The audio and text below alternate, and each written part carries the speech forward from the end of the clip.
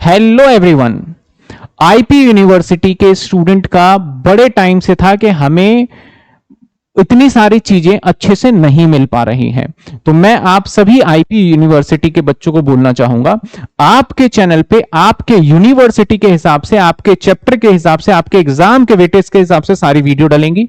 अब आपको इधर उधर जाने की जरूरत बिल्कुल भी नहीं है।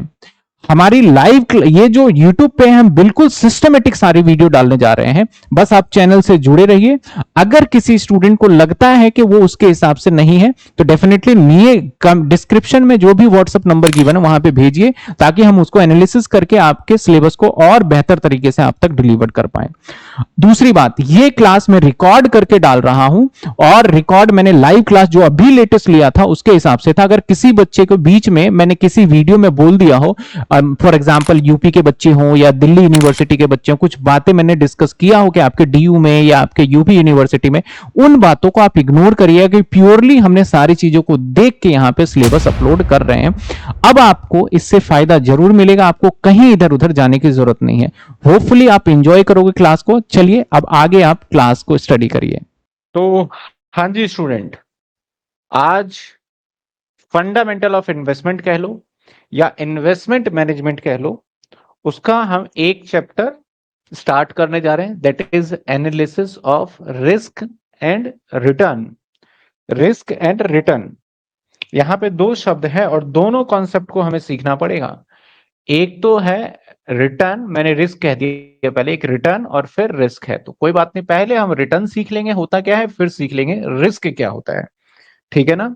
पहले सीख लेंगे हम रिटर्न क्या होता है, फिर उसके बाद सीख लेंगे रिस्क क्या होता है। तो स्टार्ट करते हैं। आपके किताब में ये चैप्टर नंबर वैसे 3 पे मिलेगा आपको। ठीक है ना? बच्चे पूछे थे सर नई बुक लेनी है कि पुरानी बुक लेनी है, तो वेरी वेरी सिंपल कि आपको नई मिलता है नई ले लीजिए, पुरानी मिलती है पुरानी ले लीजिए, कोई फर्क नहीं पड़ता।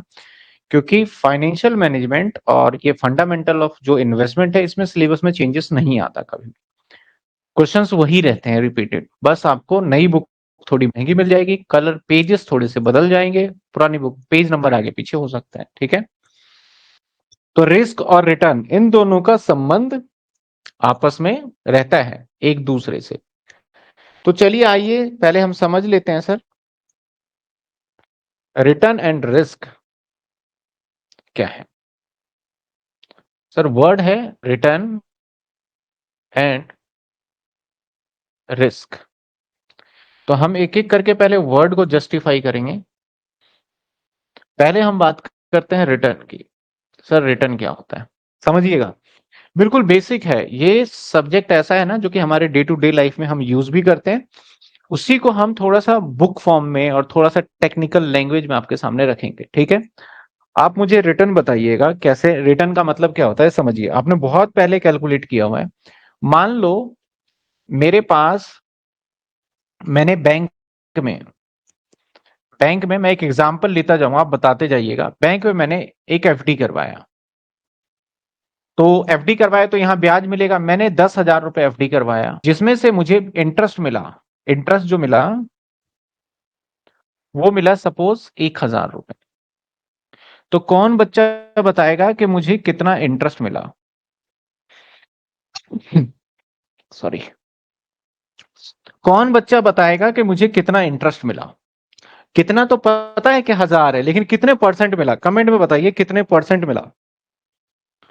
और थोड़ा सा मॉनिटर भी नीचे है ना, तो कमेंट देखने में दिक्कत होती है। 1-2 दिन में ये भी ठीक हो जाएगा। बच्चों का जवाब आ गया, सर आपको 10% ब्याज मिला। अभी रिटर्न वाली बहुत भारी बात कर रहे हो सर। मैंने बोला ब्याज, बच्चों ने बताया सर रिटर्न मिला, बहुत भारी बात बोल दी आपने। तो सर 10% मिला, बच्चे कह रहे हैं। अब मैंने पूछा बच्चों से, बताओ 10%। बोला वेरी सिंपल, आपने कमाया, यानी आपको जो कमाया गया डिवाइडेड बाय आपने कितना लगाया, और इंटू में परसेंटेज में पूछ रहे हैं तो इंटू में 100 कर दीजिए। यानी जितना पैसा आपने कमाया और किस पे जितना पैसा आपने लगाया था उसको कर लीजिए। तो सिंपल सी बात है, ब्याज आपने कमाया 1,000 और आपने लगाया था सर 10,000, और इंटू में 100 कर दीजिए। तो 4 जीरो से 4 जीरो, 2 जीरो इधर उड़ जाएंगे, 2 जीरो। तो आपने बता दिया सर 10%। आपने क्या बता दिया? 10%। तो जो ये 10% है ना, आप कहीं एफडी कर रहे हो तो वहां से 10% आपको ब्याज मिल रहा है। लेकिन अकाउंटिंग वर्ड में इसको हम ब्याज ना बोल के इसको क्या बोलेंगे, रिटर्न बोल देंगे। आपने क्या कमाया, रिटर्न। चलिए एक और सवाल पूछते हैं, देखते हैं कौन बच्चा बताएगा। आपने एक X Y Z limited company है, यहां पे पैसे इन्वेस्टमेंट किया, अब थोड़ा नाम बदल रहा हूं मैं, इन्वेस्ट किया, और इन्वेस्ट किया आपने मान लेते हैं 50,000, और यहां से आपको पैसा जो कमाया, जो अर्निंग हुआ, अर्निंग, वो अर्निंग आपका हुआ मान लेते हैं 6,000। आप बताइए कितने परसेंट आपने अर्निंग किया, अर्निंग। अब थोड़ा सा टिपिकल सवाल पूछा है, मैंने फॉर्मूला बताया, बताइए कितने परसेंट अर्निंग कर लिया।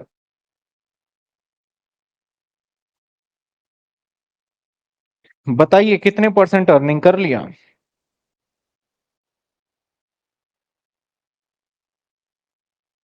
एक बच्चे का 12%। सभी बच्चों ने फटाफट से जवाब दिया सर 12 12 12। मुझे तो लग रहा था ये मुश्किल क्वेश्चन है, लेकिन बच्चों ने तो झट से जवाब दे दिया 12%। चेक कर ले कि भैया अर्निंग जो है,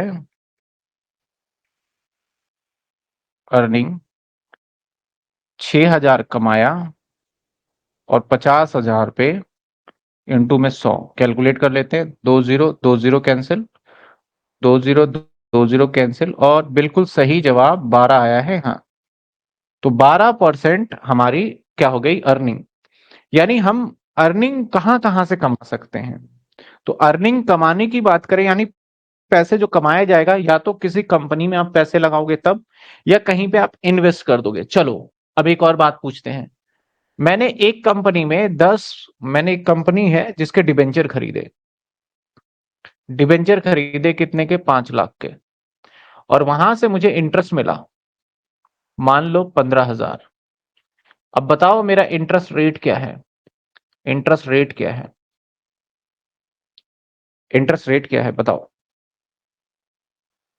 इंटरेस्ट रेट क्या है। 3% आया बच्चों का जवाब। चेक करते हैं सर, 15,000 रुपए जितना पैसा हमने कमाया है, और डिवाइडेड बाय 5 लाख रुपए, और इंटू में 100। तो 3 जीरो से 3 जीरो कैंसिल, 2 जीरो से 2 जीरो, और ये यानी सर 3% सही जवाब। यानी ये बात तो कंफर्म हो गया कि आपको अगर हम बता दिया जाए कि आपने कितने पैसे लगाए हैं, और आपको ये पता चल जाए कि आपको उससे कितनी कमाई हुई, तो एक सर्टेन परसेंटेज निकाल लेंगे। जो आप सर्टेन परसेंटेज निकाल लेते हैं, परसेंटेज फॉर्म में अगर आप अपनी इनकम को डिफाइन कर पा रहे हैं, तो इस परसेंटेज फॉर्म में इनकम को इस चैप्टर, इस सब्जेक्ट के अंदर हम क्या नाम दे देते हैं, दैट इज अ रिटर्न। आज पूरी क्लास में हम रिटर्न की बात करेंगे, और शायद अगली क्लास में भी रिटर्न ही चलेगा। अभी उसके बाद रिस्क कैसे एनालिसिस किया जाएगा वो देखेंगे, ठीक है। तो रिटर्न बोला जाएगा। तो सर रिटर्न किस किस फॉर्मेट में हो सकता है और कहां कहां रिटर्न कमाया जा सकता है, तो हम बात कर रहे हैं सिर्फ सर किसकी, रिटर्न की। तो बेसिकली हमारे सिलेबस के अंदर दो टाइप पे रिटर्न है। या तो आप रिटर्न कहोगे इक्विटी के ऊपर, या फिर आप रिटर्न कहोगे डिबेंचर के ऊपर। या तो आप रिटर्न कहोगे इक्विटी के ऊपर, या तो रिटर्न कहोगे डिबेंचर के ऊपर। डिबेंचर का ही एक सेकेंडरी नाम है, डिबेंचर का ही सेकेंडरी नाम, दैट इज, इसको कह दिया जाता है बॉन्ड। कोई बोलता है sir what is the difference between the debenture और बॉन्ड, नथिंग। जो सरकारी गवर्नमेंट है वो जब किसी से पैसा उधार लेती है तो एक बॉन्ड वर्ड का यूज करती है, जैसे गोल्ड बॉन्ड हो गया, या कोई भी पैसे कर्जा लेती है। क्योंकि गवर्नमेंट भी क्या करती है पब्लिक से, क्योंकि अगर पैसे की कमी पड़ेगी तो गवर्नमेंट क्या करेगी, बाहर से पैसा कर्जा लेगी, बाहर से पैसा लेगी तो गवर्नमेंट को टेंशन होती है। तो गवर्नमेंट सोचती है यार बाहर से पैसा लेके क्या फायदा, इंडिया में इतने लोगों के पास पैसा है। तो वो क्या करती है कि टाइम टाइम पे बॉन्ड लेके आती है, और लालच देने के लिए एक तो अच्छा रेट ऑफ इंटरेस्ट तो देती ही देती है, साथ के साथ इनकम टैक्स में छूट भी दे देती है। तो लोग बाग क्या करते हैं, गवर्नमेंट के बॉन्ड खरीद लेते हैं। और उसमें लेकिन लॉक इन पीरियड होता है, 3 4 साल बाद ही आप उस पैसे को निकाल सकते हो। ऐसा लॉक इन पीरियड का मतलब, उसके अंदर एक ना टाइम फ्रेम बांध दिया जाता है। तो अगर कोई प्राइवेट लिमिटेड या पब्लिक लिमिटेड मतलब सिंपल सी छोटी मोटी कंपनी कह लो तो वो तो अपने कर्जा लेने के तरीके को डिबेंचर बोलती है। और ये मान लो सरकारी कंपनी, ये कौन सी कंपनी होगी सर? सरकारी कंपनी यानी गवर्नमेंट कंपनी जो होगी, अगर वो कर्जा लेगी तो वो बॉन्ड के फॉर्मेट में आपको देगी। ठीक है।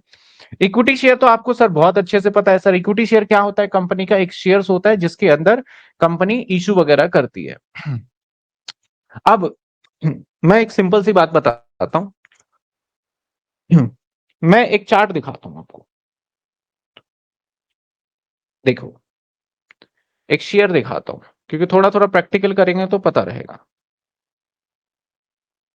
MRF शेयर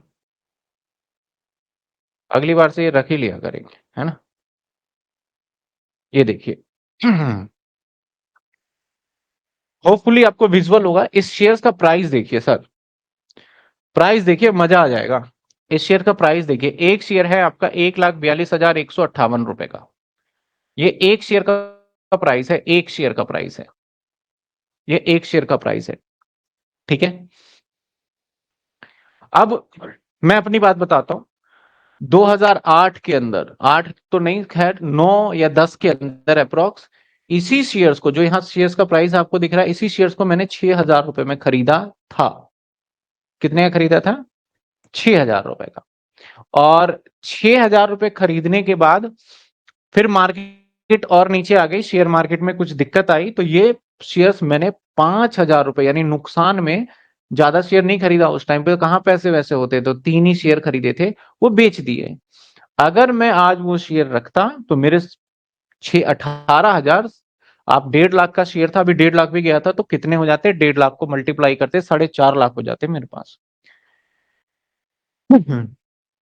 यानी सर, अगर मैं बात करूं, आप ध्यान से देखिए, अगर मैं बात करूं पिछले 5 दिन की बात करता हूं, तो 5 दिन में अगर मैं यहां पे फिगर आउट करता हूं, तो आप यहां पे अगर दिख पा रहा हो तो देखिए, 24 तारीख को इसका शेयर का प्राइस था 1,37,111। और यही अगर मैं यहां चेक करता हूं तो यहां पे डेट अलग होगा। आजा भाई डेट, ये डेट देखिए, 29 जनवरी को इसका प्राइस था 1,43,000। यानी अगर मैं यहां चेक करता हूं तो इसका डेट क्या है सर? 24 जनवरी को 1,37,000। और वही मैंने यहां चेक करा 29 जनवरी को 1,43,000 रुपए। यानी इस बात से तो प्रूफ हो जाता है कि शेयर्स के प्राइस भी ऊपर नीचे होते हैं।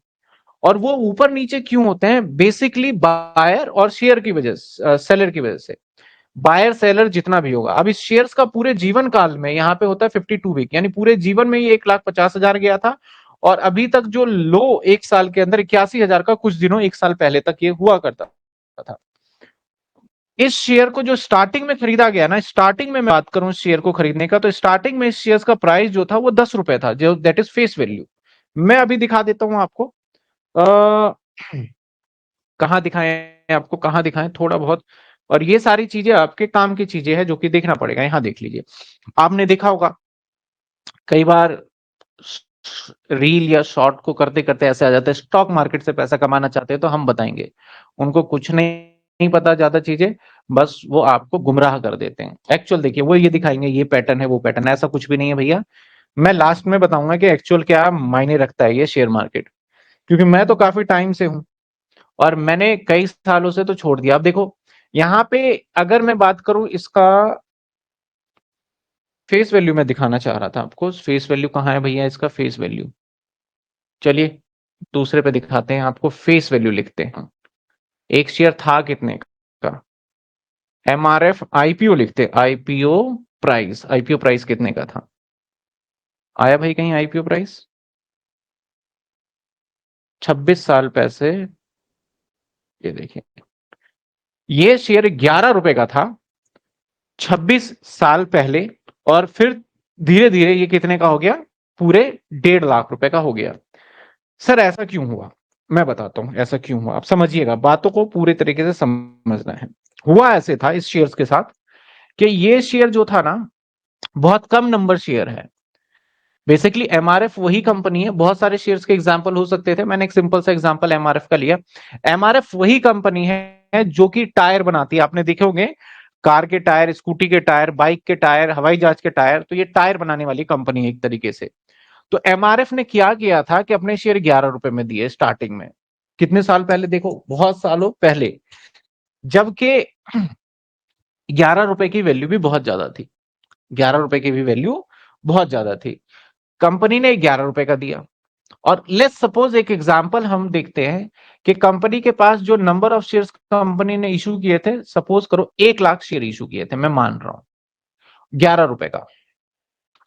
कंपनी का फर्स्ट ईयर में जो प्रॉफिट हुआ, दैट इज प्रॉफिट हो गया कंपनी का, मान लो 10 लाख रुपए। पहले साल ही कंपनी ने प्रॉफिट कमाया 10 लाख। अब कंपनी का ये क्या है पहले साल में, सर ये कंपनी का प्रॉफिट है। प्रॉफिट कितना है साहब, 10 लाख। अगर कंपनी में 10 लाख रुपए का प्रॉफिट है और नंबर ऑफ शेयर, कितने हिस्सेदार है कंपनी के, कितने हिस्सेदार है, कितने लोग ऐसे हैं जो इस कंपनी के मालिक है, तो उसको डिवाइड कर देंगे, दैट इज आपका 10 लाख। और 10 लाख को अगर मैं डिवाइड कर दूं 1 लाख मेंबर के बीच में, तो आपको अच्छे से पता है आपके हर शेयर के बीच में आएगा 10 रुपए, दैट इज कॉल्ड डिविडेंड। इसको क्या बोलेंगे, डिविडेंड। डिविडेंड यानी आपने पहले साल जब पैसा लगाया इसके अंदर, तो आपने यहां पे एक डिविडेंड 10 रुपए का लिया। यानी आपने, ये आप हो, ये आप हो, आपने एक एमआरएफ कंपनी के अंदर पैसा लगाया, और पैसा लगाया कितने, 11 रुपए। तो 11 रुपए, 1 साल बाद आपको 10 रुपए तो आपको मिल गया डिविडेंड, 10 रुपए डिविडेंड, और आपके 11 रुपए कंपनी के अंदर बने हुए ही हैं। अब ये हलचल मच गई कि यार कंपनी बड़ी बढ़िया है, आपके 11 रुपए तो अभी सेफ है पूरे, और आपको 10 रुपए कंपनी ने दे भी दिए डिविडेंड। तो अब कंपनी के पास तो नंबर ऑफ शेयर्स यही है। जब लोगों को पता चला तो लोगों ने बोला ये शेयर हम भी खरीदेंगे, हम भी खरीदेंगे, हम भी खरीदेंगे। तो इस तरीके से शेयर्स का क्या हो गया, डिमांड अप हो गया। अब एक ही चीज को खरीदने वाले, मैं भी लूंगा, मैं भी लूंगा, मेरे को भी चाहिए। तो अब मेरे पास जब मांगने आएगा, सारे बच्चे बोलेंगे सर मुझे भी चाहिए, एफवाई की क्लास मुझे भी चाहिए, मुझे भी चाहिए। मैंने बोला क्लास तो अब एक ही सीट बची है। मैं बोलूंगा मैं तो अब ये क्लास 5,000 में बेचूंगा। एक बच्चे ने बोला कि मैं 5,000 में खरीद लूंगा सर, मुझे दे दो। दूसरा बोल रहा है मैं 10 में खरीद लूंगा। मैंने बोला चल ठीक है यार, तू 10,000 दे, मैं तेरे को एफवाई की क्लास देता हूँ। तीसरा बोल रहा है सर रुको, 25,000 रुपए मैं दे रहा हूँ, मेरे को दे दो ये क्लास। तो जैसे जैसे डिमांड, अब कोई खरीद ही नहीं रहा, तो मैं बोलूंगा यार 200 में ले ले, 500 में तो खरीद ही ले यार, कुछ पैसे आ जाए। तो जैसे डिमांड इंक्रीज होगा, तो बट ऑब्वियस है शेयर का प्राइस भी इंक्रीज होगा। तो पब्लिक मांगने लग गई। अचानक से इस शेयर का प्राइस जो है ना, वो डबल हो गया, लगभग 20 रुपए हो गया सेकेंड ईयर में। सेकेंड ईयर में अचानक से शेयर का प्राइस मान लेते हैं कि कितना हो गया, 20 रुपए। और अगले साल कंपनी ने पूरे 15 लाख रुपए का प्रॉफिट कोट किया, और अब बटेगा कितने सर, 1 लाख में। और अगले साल कंपनी ने डिविडेंड कितना दिया, और कैसे हुआ ये 20 रुपए, एक पब्लिक ने बोला मुझे दो, मुझे दो, तो इसी 1 लाख में से एक व्यक्ति ने इस शेयर्स को बेच दिया 20 रुपए में। तो जब एक प्रॉपर्टी कोई भी हो आसपास का, आपके साथ वाला मकान अगर 50 लाख का बिक गया, तो आप 20 लाख में थोड़ी ना बेच दोगे। तो आप तो बोलोगे कि भाई साथ वाले ने 50 का बेचा, तो मेरा भी 50 लाख का ही मकान है। सेम एक व्यक्ति ने 20 रुपए का बेचा, तो सभी जितने भी बच गए इसके अंदर से, सभी बोल रहे मेरे शेयर का प्राइस 20 रुपए, 20 से तो नीचे बेचूंगा ही नहीं। ये सब परेशान हो गए कि भाई 20 रुपए कैसे हो गया, भाई रेट फिक्स हो गया अब इस तरीके से। और डिविडेंड तो इसको मिल ही रहा है, 15 रुपए मिल गया। थर्ड ईयर के अंदर इस शेयर्स के अंदर क्या हुआ, फिर लोग मांगने लगे मेरे को दो, मेरे को दो। तो एक किसी और बेवकूफ ने यहां पे शेयर बेच दिया, वो बेच दिया 50 रुपए में। तो भैया 11 रुपए वाला शेयर 50 रुपए का हो गया, और डिविडेंड तो हर साल मिल ही रहा है। मान लेते हैं कि अगली साल कंपनी ने 20 लाख रुपए दिए प्रॉफिट, और 1 लाख में बचा, तो 20 रुपए का हर बार डिविडेंड बढ़ गया। ऐसे ही तीसरे साल में आए, तो तीसरे साल में लोगों ने बीच में बोला मैं खरीदूंगा, मैं खरीदूंगा। एक पर्सन ने फिर बेच दिए इसमें से शेयर। मतलब नंबर ऑफ पर्सन वही रहेंगे, बस वो रोटेट हो रहा था। तो उस तरीके से हमारे शेयर्स का प्राइस क्या होता जाता है, बढ़ता जाता है। और ये हर सेकेंडों में बढ़ता है, क्योंकि किसी दिन क्लास जब दिन में रखेंगे मार्केट आवर के टाइम पे, तो मैं पूरा दिखाऊंगा शेयर्स के प्राइस कैसे फ्लक्चुएट होते हैं। तो हर टाइम पे बढ़ता है। यानी जब आप शेयर्स को खरीदते हो, तो आपके कितने फायदे, दो फायदे हैं। मैंने एक शेयर खरीद लिया मान लो, तो एक तो फायदा है कि 11 वाला सामान अब कितना हो चुका है, 50। पहला फायदा शेयर्स के प्राइस में एप्रिसिएशन। दूसरा मुझे फायदा क्या मिल रहा है यहां पे, डिविडेंड। तो हमेशा याद रखना, जब कभी भी आप ऐसे शेयर्स में पैसे लगाओगे, तो कितने फायदे मिलेंगे आपको, एक मिलेगा आपका प्राइस में एप्रिसिएशन, जो कि आपका प्राइस बढ़ गया। दूसरा क्या मिलेगा, डिविडेंड, लेकिन हमेशा ऐसा नहीं होता। डिविडेंड कई बार नहीं भी मिलता तो जीरो हो जाता है, लेकिन कई बार प्राइस इस वजह से नीचे भी चला जाता है। तो दोनों चीजें रहती है, इसलिए पहले रिटर्न पढ़ लेते हैं, फिर इसमें रिस्क क्या है फिर बाद में पढ़ेंगे। तो अगर हम इसकी बात करें तो हम बात करते हैं शेयर्स। तो कौन बच्चा बताएगा, बताओ शेयर्स में कौन कौन से हमें बेनिफिट मिलेंगे। तो शेयर्स में बेनिफिट मिलेगा, एक तो हमें क्या मिलेगा, डिविडेंड। एक क्या बेनिफिट मिलेगा, डिविडेंड। दूसरा क्या बेनिफिट मिलेगा, कौन बताएगा, दूसरा बेनिफिट क्या मिलेगा, हमारा प्राइस इंक्रीज। और ये दोनों हो सकता है, मैं तो इंक्रीज लिख रहा हूं लेकिन डिक्रीज भी हो जाता है, ज्यादातर डिक्रीज हो जाता है, मर जाते हैं लोग इस चक्कर में। तो दो बेनिफिट मिल गया। हमें रिटर्न निकालना पड़ेगा, तो हम इन दोनों को जोड़ के फिर निकालेंगे ना रिटर्न, कि हमें कितना रिटर्न मिल पाया है।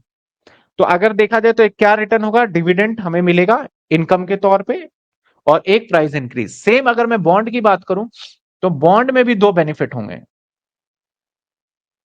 सर कौन कौन से दो बेनिफिट होंगे, एक तो फिक्स हमें मिलने वाला है, क्या मिलने वाला है, कौन बच्चा बताएगा, बॉन्ड। बॉन्ड है डिबेंचर, डिबेंचर भी शेयर मार्केट में जाते हैं, और बॉन्ड इसके ऊपर एक रेट होता है, दैट इज रेट होता है हमारा फिक्स, जिसको बोलते हैं हम इंटरेस्ट। तो यहां पे दो बेनिफिट मिल जाता है, एक तो इंटरेस्ट हमें मिल जाता है, और दूसरा क्या मिलेगा बताओ, एक फिर से प्राइस, एक और क्या मिलेगा, प्राइस में अप्रिसिएशन, प्राइस एप्रिसिएशन या प्राइस में इंक्रीमेंटल। तो पहले आप मुझे सभी बच्चे ये बता दीजिए, क्या ये फंडा क्लियर हुआ कि हम जब शेयर्स खरीदते हैं तो वहां एक साइड बेनिफिट नहीं होता, वहां डबल बेनिफिट होता है। डिबेंचर खरीदते हैं तो डबल बेनिफिट होता है।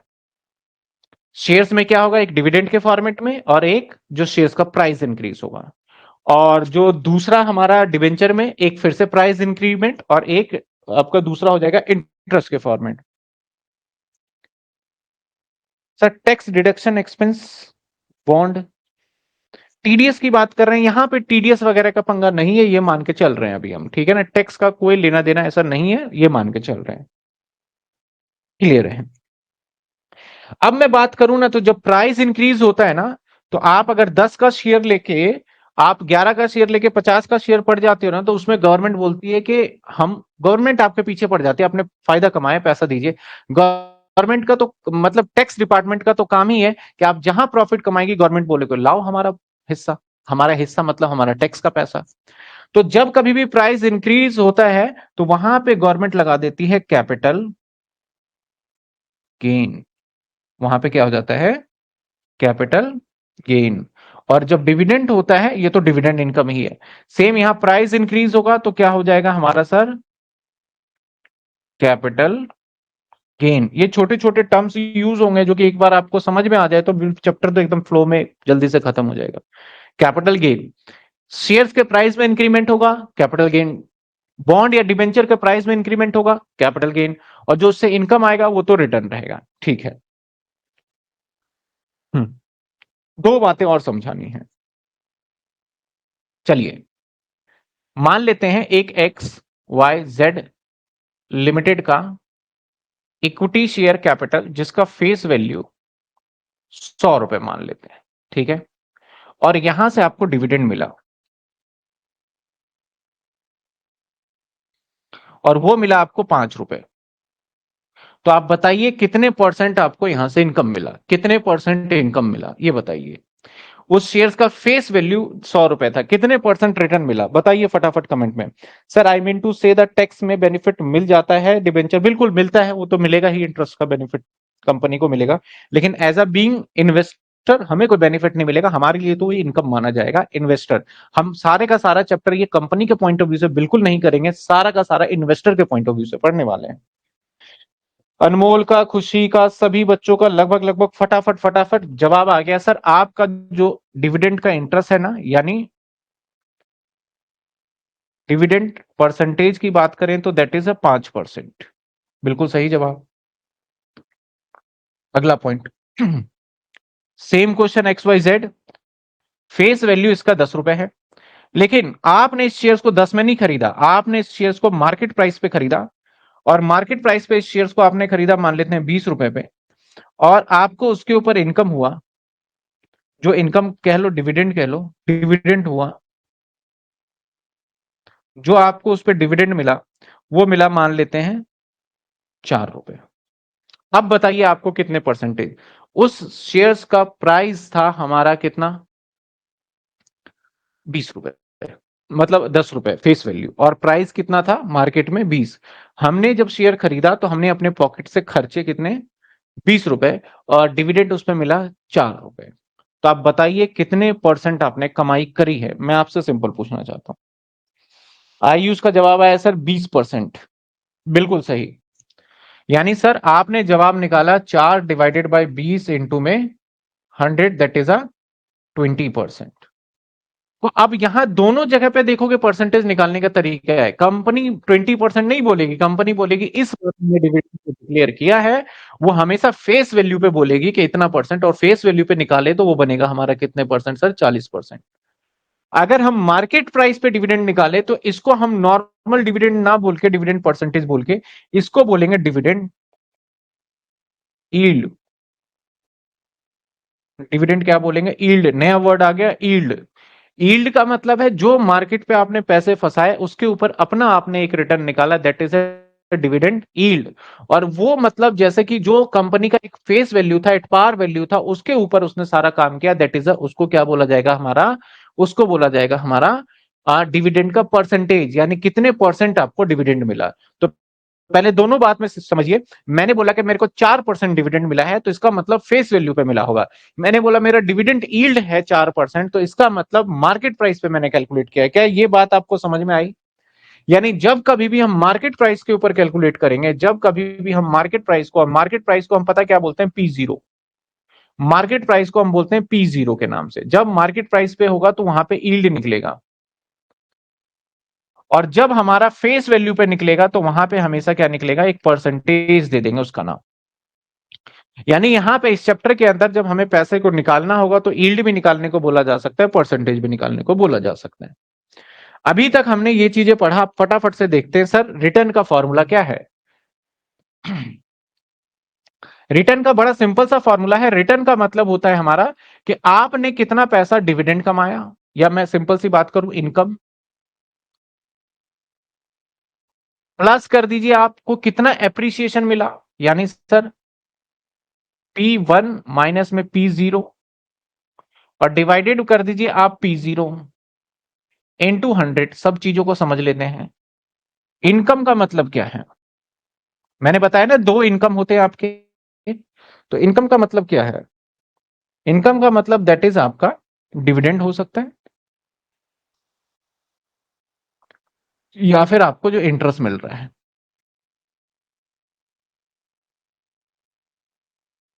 और सर P1 क्या है, P1 है आपका एक्सपेक्टेड प्राइस, मतलब आज की प्राइस, P1 मतलब आज की प्राइस, मतलब जिस दिन बेचोगे, अरे जिसको क्या लिख दिया, जिस दिन आप बेचोगे, जिस दिन सोल्ड करोगे, ऐसे याद रहेगा। यानी P1 का मतलब जिस दिन हमने अपने शेयर्स को बेच दिया उस दिन का प्राइस। सर P0 क्या है, मार्केट प्राइस ये भी है, लेकिन जिस दिन खरीदा है, जिस दिन खरीदा है, the day which was acquire the share, हम कहेंगे जिस दिन हमने खरीदा है उसे क्या बोलेंगे हम, मार्केट प्राइस। यहां पे छोटी छोटी बातें हमें समझ में आई सर। इनकम या तो डिविडेंड हो सकता है या तो इंटरेस्ट हो सकता है। शेयर्स के केस में डिविडेंड होगा, और अगर डिबेंचर और बॉन्ड के केस में इंटरेस्ट होगा। P0, जिस P0 का मतलब जिस दिन हमने शेयर्स को खरीदा है, P1 जिस दिन हमने शेयर्स को बेचा है। ये फॉर्मूला लगा के रिटर्न, ये जो रिटर्न निकलेगा ये हमेशा याद रखिएगा, ये पर एनम रिटर्न नहीं होता, ये हमेशा होता है, मैंने ये तो मल्टीप्लाई समझ लोगे आप, ये हमेशा होता है टोटल रिटर्न। ये पर एनम रिटर्न कभी भी नहीं होगा, हमेशा याद रखिएगा। ये कौन सा रिटर्न होगा सर, ये होगा हमेशा टोटल रिटर्न। कौन सा रिटर्न होगा, टोटल रिटर्न। एक एग्जांपल से समझिए।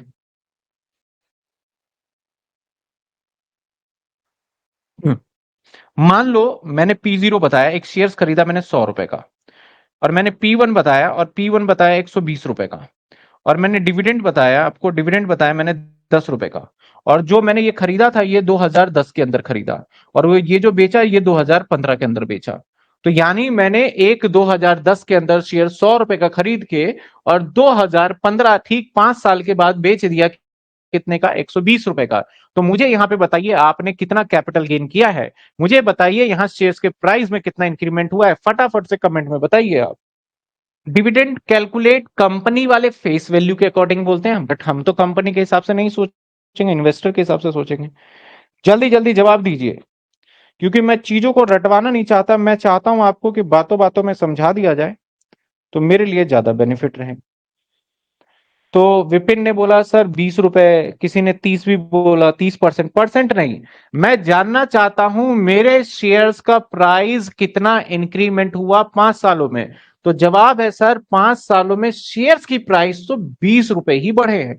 10 तो डिविडेंड है ना भाई, अब 10 डिविडेंड 2015 का है, तो मैंने बोला शेयर्स का प्राइस, तो ये वाला पोर्शन जितना प्राइस बढ़ा है दैट इज कैपिटल गेन कह लो। सिंपल सी बात है, इसको क्या कह लो? Capital gain. अगर मैं यहां पे आपसे रिटर्न निकलवाऊं, तो रिटर्न कैसे निकालोगे? सबसे पहले क्या रखोगे? इनकम। इनकम क्या है? डिविडेंड। डिविडेंड कितना है हमारा? 10 रुपए। प्लस क्या करोगे? जितना शेयर्स P1 माइनस P0, यानी P1 कितना था हमारा? 120 माइनस में 100 डिवाइडेड बाय P0 कितने? 100 इंटू में 100। तो अगर अब मैं रिटर्न की बात करूं तो 20 यहां कमा लिए, 10 यहां, 30, 100 रुपए पे 30 रुपए कमा बैठे, तो क्या हो गया हमारा? 30%। क्या ये 30% हर साल कमा रहे हो? क्या ये 30% हर साल कमा रहे हो? ये तो 5 साल में कमाया है। तो यही बताना चाहता हूं कि ये जो रिटर्न होता है ये टोटल रिटर्न होता है, पर एनम इसमें कोई नहीं होता है। आपने जितना समय लगाया उसके अंदर, हो सकता है कि आप 3 महीने बाद बेच दो, तो ये इतना रिटर्न है, नॉट जस्टिफाई के 1 महीने, 2 महीने, 3 महीने, 1 साल, 2 साल, टोटल है, आप उसको ईयर में डिवाइड करके निकाल सकते हैं। चलिए, यहां तक किसी बच्चे को डाउट है तो बताइए, फिर मैं इस फॉर्मूले को और एक स्टेप आगे ले जाऊंगा, फिर क्वेश्चन तो फटाफट देखते जाएंगे और करते जाएंगे, खत्म हो जाएगा। यहां तक किसी स्टूडेंट को डाउट है तो बताइए जल्दी से। और सभी बच्चों को मैं एक बात बोलना चाहूंगा, स्टार्टिंग से ही पढ़ना, बीच में फिर पढ़ोगे तो दिक्कत आ जाती है बहुत ज्यादा, और ये मेरे से अच्छे से आप जानते हो, अभी आपने एग्जाम दिए हैं।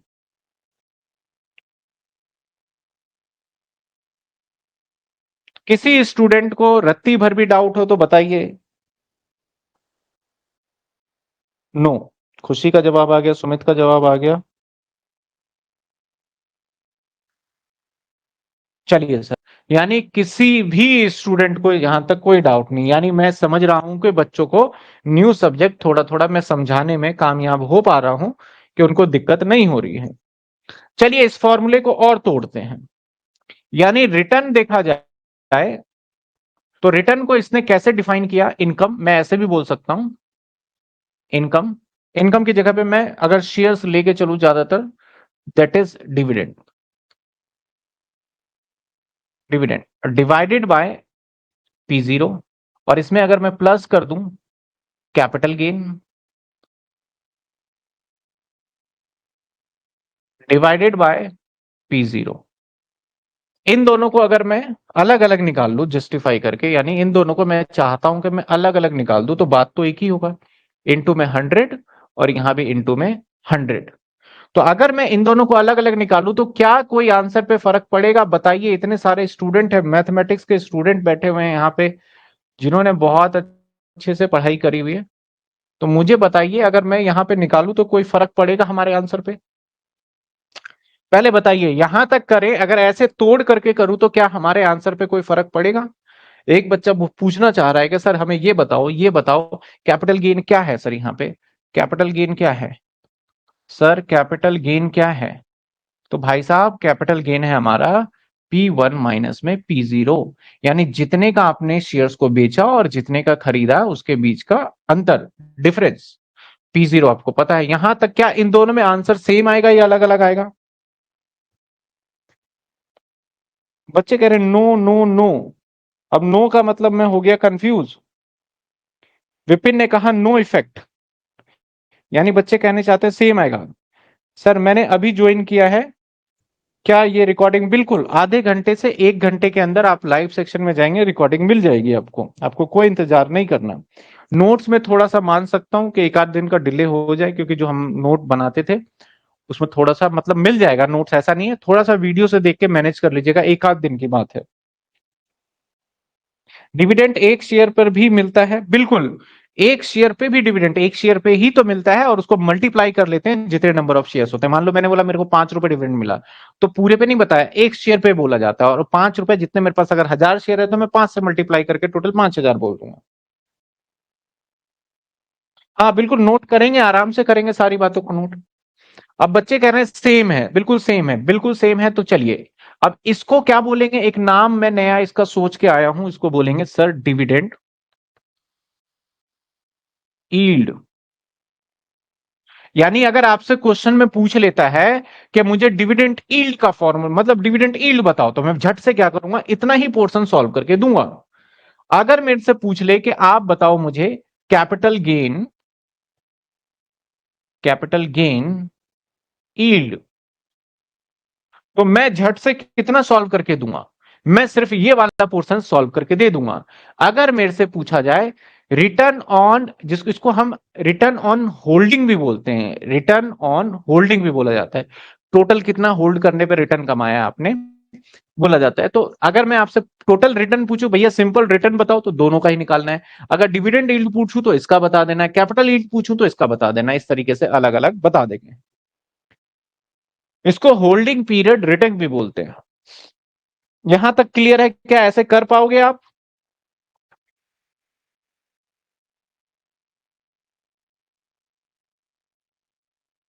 जल्दी से जवाब दीजिए।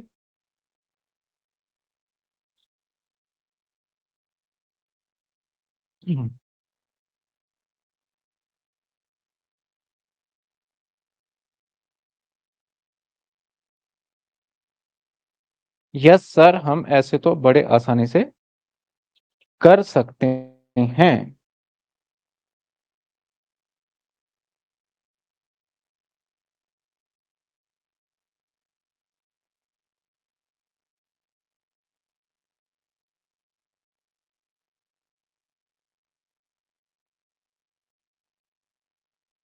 यस यस यस, आपके लिए मैं सवाल देख लूं, कौन सा सवाल करें। चलो छोड़ो, मिल नहीं रहा अभी। इसी को, अगर मैं पीछे फॉर्मूला आ जाऊं, इस फॉर्मूले को एक और नाम से जाना जाता है होल्डिंग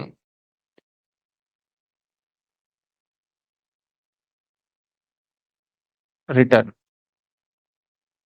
जिसको HPR भी बोल देते हैं, होल्डिंग पीरियड रिटर्न। मैं एक बार, बाकी सिर्फ और सिर्फ ये रिटर्न ही है, मैं वही चीजें देखना चाह रहा हूं कि आपके डेफिनेशन में क्या बोला हुआ है। मुझे तो दिख ही नहीं रहा।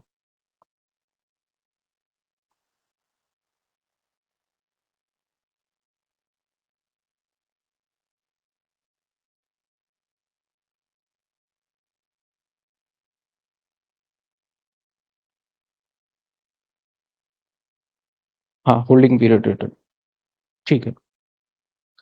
अब याद रखिए, चलिए पीछे आ जाते हैं। अब हमारे पास, अब मैंने क्या बोला, आप कौन हो, इन्वेस्टर।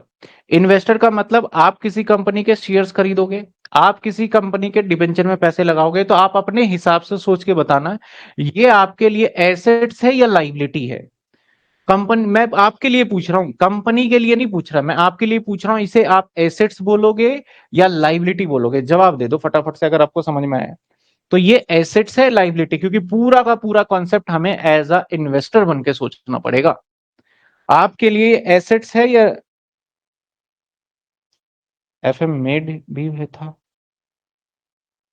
सोनल ने जवाब दिया सर एसेट्स है।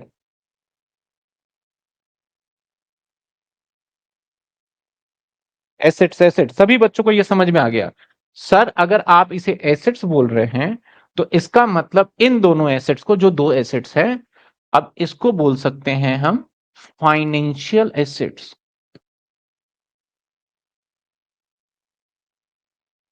क्योंकि थ्योरी के पॉइंट में भी पूछा जाता है, इसलिए मैं थोड़ा सा डिटेल, आप ये ना समझे कि मैं सिर्फ प्रैक्टिकल करा रहा हूं, मैं साथ के साथ थ्योरी भी करा रहा हूं।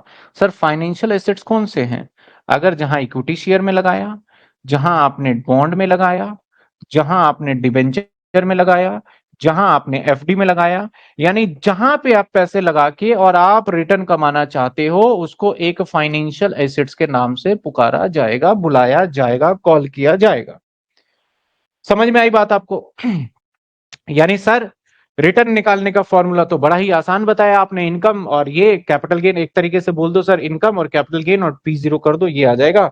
और यील्ड में अगर अलग अलग पूछेगा तो हम अलग अलग भी जवाब दे सकते हैं। तो इसी बात पे एक क्वेश्चन हो जाए आपके साथ, एक क्वेश्चन आपके सामने ये है।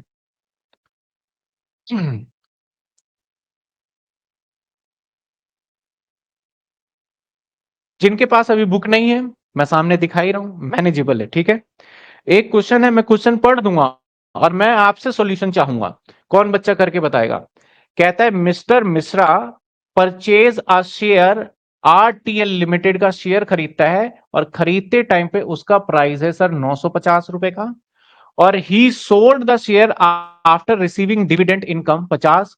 इसके ऊपर इसे जैसे ही डिविडेंड मिला इसने बेच दिया at the end of the 1 year, 1 साल के बाद, और जो बेचा उसका प्राइस कितना था? 175 रुपए। Calculate the total return on the bond. Sir ये बॉन्ड गलती से लिखा गया होगा, ये शेयर्स है, ये शेयर्स है, total return on shares. How much the dividend yield, और डिविडेंड यील्ड भी बताओ, and how much the capital gain yield भी बताओ ऑन दिस शेयर।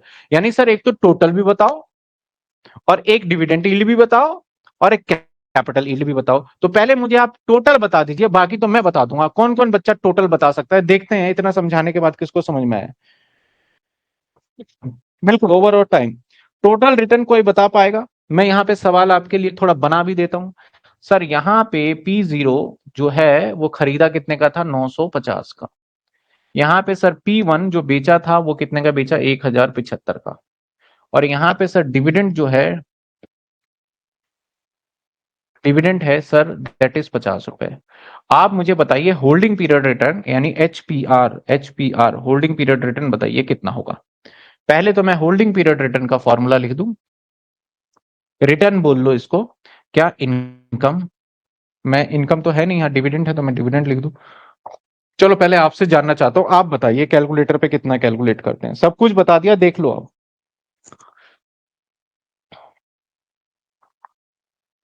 सिक्कम का जवाब आ गया सर 13.15 आएगा आंसर। यस का जवाब आया 18.42। 18.42।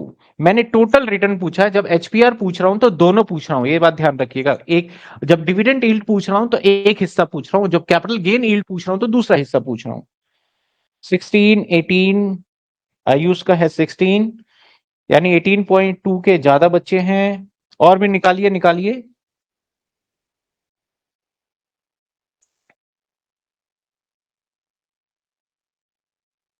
18.4, 18.42, 13.15। चलिए सर टोटल रिटर्न बास चलिए निकालते हैं आंसर। मैंने एचपीआर पूछा और साहब एचपीआर का फॉर्मूला बताया कि डिविडेंड प्लस में आप कैपिटल गेन कह लो या P1 माइनस में P0, और डिविजुअल बाय कितना? P0, ठीक है, और गुणा में यानी इनटू में 100। मैं थोड़ा सा हिंदी वर्ड ज्यादा यूज करता हूं, रीजन भी हर किसी के बच्चे, हर कोई स्टूडेंट हर रीजन से है, तो ये तो सबको समझ में आता है, ठीक है, इस बात का तो बस ऐसे ही। अब रिटर्न की बात करते हैं। रिटर्न डिविडेंड, डिविडेंड कितना है सर? 50 रुपए।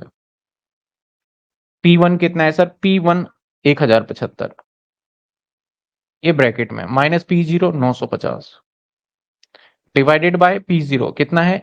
950 इंटू में 100।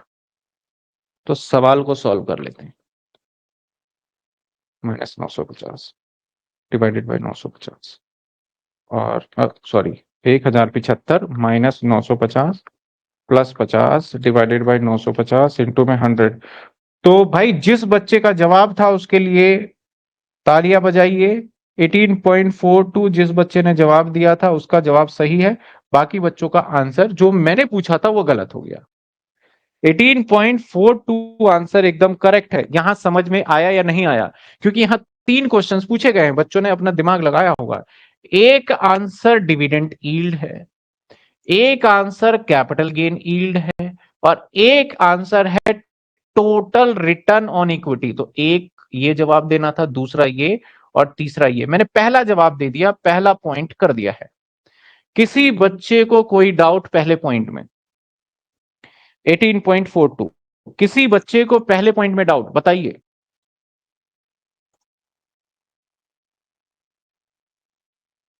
है किसी स्टूडेंट को डाउट पहले पॉइंट में? नहीं सर, नहीं डाउट। चलिए दूसरा पॉइंट निकालते हैं, यहां पे हम इस साइड कर देते हैं, है ना। दूसरा पॉइंट कर लेते हैं, डिविडेंड यील्ड। क्या होगा सर? डिविडेंड रखोगे सिर्फ, डिविडेंड 50 डिवाइडेड बाय जितने का आपका P0 था 950 इनटू में 100। फॉर्मूला आप पीछे देख लेंगे, स्पेस नहीं है, मैंने सीधा कर दिया। तो बहुत कम आया भाई साहब, ये आ गया हमारा 5.26%। कम लग रहा है मुझे, 5.26%। ठीक है, इसके बाद कैपिटल गेन यील्ड।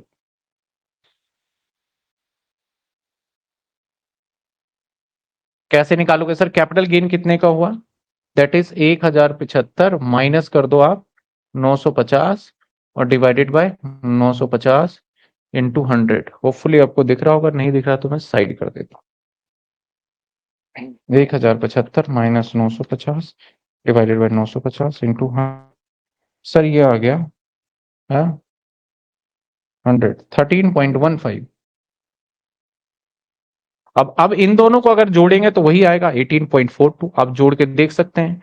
अगर टोटल निकालना है तो इसको जोड़ लीजिए और इसको जोड़ लीजिए, 18 5 23 और 26 और 15 वही 42 43 बनेगा। बिल्कुल, सौरभ ने पूरा का पूरा जवाब दे दिया। क्या ये एग्जाम्पल समझ में आया? ऐसे ऐसे क्वेश्चंस एग्जाम में भी कई बार आए हैं, छोटे छोटे से क्वेश्चंस। हम आगे बढ़ते जाएंगे। किसी को डाउट है क्या इसमें?